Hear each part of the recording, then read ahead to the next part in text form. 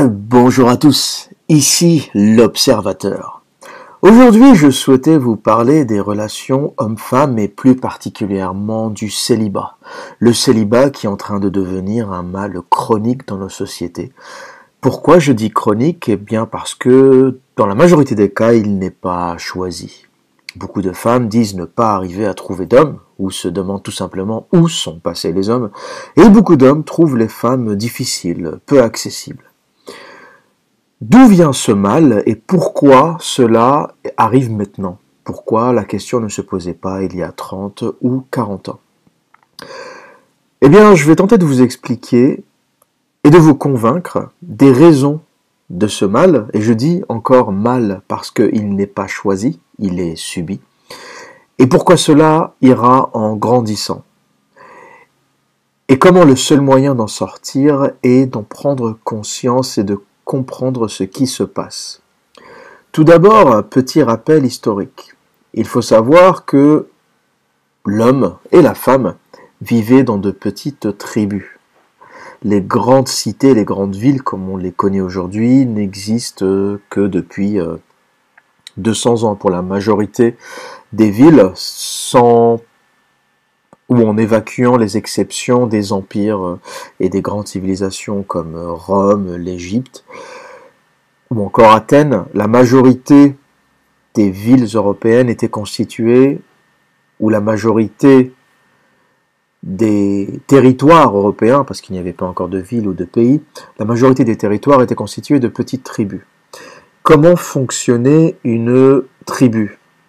Eh bien, c'était un petit nombre de personnes qui vivaient ensemble, donc 50, 100, peut-être 200 au maximum. Et les choix étaient assez rapides. Pour un homme, dans une tribu, si on enlève les femmes âgées, les femmes qui ont déjà un partenaire, les femmes enceintes, les femmes qui n'ont pas le même âge, eh bien, dans cette tribu, il y avait peut-être 5, 6 personnes compatibles. Et le choix était très vite fait, et on se mettait avec cette personne.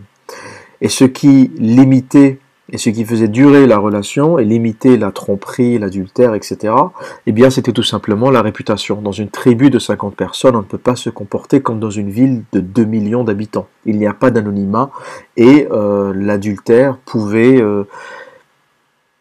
aboutir à se faire jeter de sa tribu ou à avoir rapidement une réputation, etc. Mais là encore, ça dépend des cultures. Mais je parle plus particulièrement de la culture européenne ou nord, ou de l'hémisphère nord en général. Quelle est la distorsion qui s'est passée avec Internet? Eh bien, avec Internet, les sites en général, de Tinder, Match, etc., ces sites ont donné aux femmes l'illusion qu'elles avaient un apport infini d'hommes.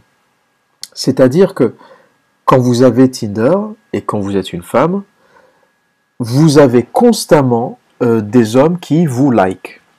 Donc que vous soyez en relation ou pas, vous avez l'impression qu'il y a toujours un homme là-bas, quelque part, qui vaut mieux que votre partenaire ou qui répondra mieux à vos besoins. Et c'est infini. Et les hommes se tirent une balle dans le pied en likant, en aimant, en suivant des filles sur Instagram, des filles qu'ils ne connaissent même pas, etc. Donc ça donne aux femmes une impression de surpuissance. Et du coup, au lieu de avoir un partenaire de la vie courante et rester avec, eh bien elles vont constamment se dire qu'il y a quelque chose de mieux. Donc, c'est une stimulation fictive. Les femmes sont aussi actrices que victimes, parce que les 200 likes qu'elles ont sur Instagram, c'est souvent des hommes qu'elles ne verront jamais. C'est souvent juste une stimulation qu'elles aiment avoir. Elles aiment se sentir valorisées, mais elles vont peut-être avoir une ou deux aventures.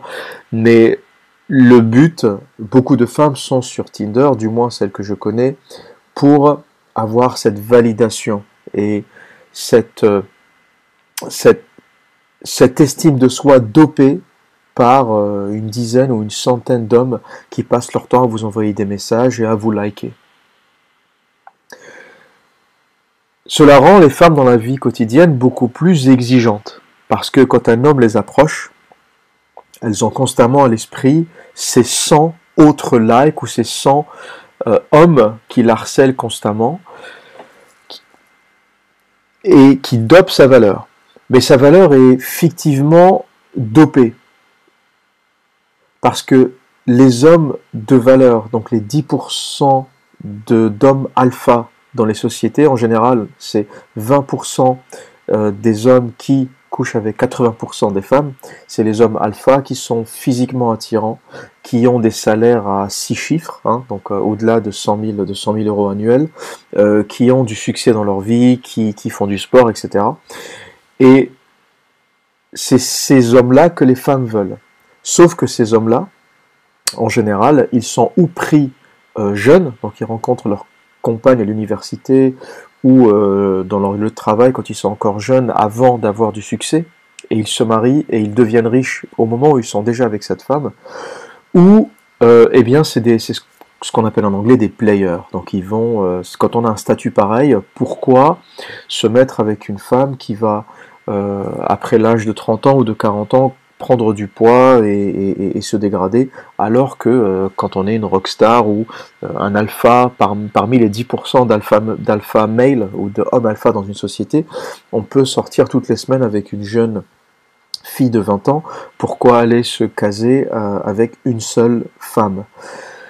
Donc, le problème de ce célibat chronique est que les femmes disent ne pas trouver d'hommes, mais quand elles disent ça, elles disent ne pas trouver d'hommes parmi les 10% de alpha qu'elles convoitent, parce que ces hommes-là ne les regardent pas, parce qu'ils ont un choix illimité de femmes, contrairement au reste des 80 ou 90% d'hommes bêta, donc l'homme moyen.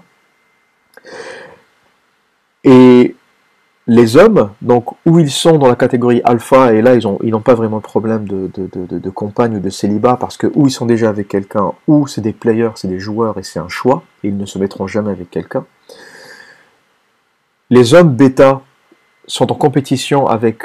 Donc les hommes bêta, c'est l'homme du quotidien, c'est l'homme qui n'est pas vraiment dominant, qui n'est pas vraiment agressif, qui n'est pas vraiment carriériste, c'est un peu l'homme du quotidien, l'homme du métro, l'homme qu'on croise le matin dans la rue, enfin l'homme normal. Hein. Cet homme bêta convoite une femme qui, elle, regarde l'homme alpha, et avec cette stimulation sur Tinder, a l'impression que elles auront constamment ce succès et ces hommes qui graviteront autour d'elles. Sauf qu'elles se font piéger parce que, cette stimulation est fictive, elles ne verront pas les 100 mecs sur Tinder qui la like. Le temps passe et elles réalisent souvent tard, quand elles ont touché le mur, quand elles sont rentrées dans le mur. Pour une femme, ce qu'on appelle le mur, c'est les 30 ou 32 ans.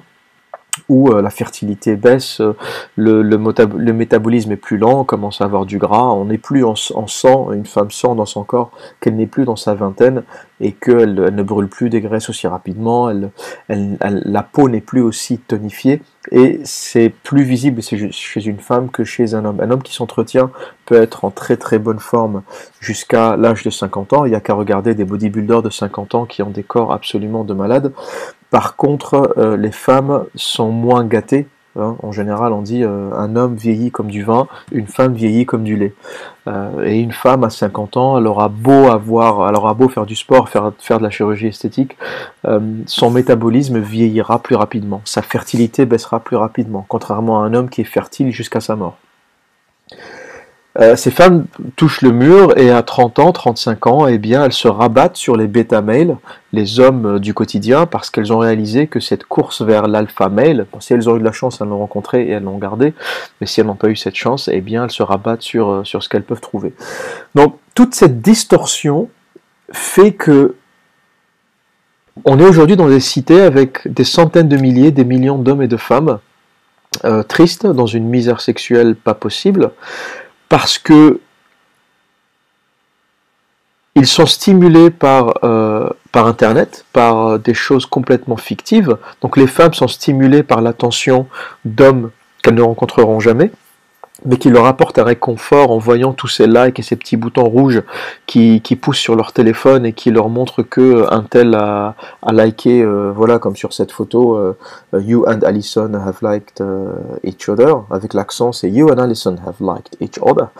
Euh, et voilà, et vous allez dormir en vous disant oui super, j'ai un match avec Allison, sauf que Allison, ben, vous ne la verrez jamais, euh, à moins d'avoir une Porsche ou d'avoir un niveau de vie excellent, parce que vous n'êtes qu'un pauvre petit gars parmi 150 qui ont matché avec Allison, et elle ne verra que celui vraiment qui a la meilleure valeur, la meilleure valeur sur le marché.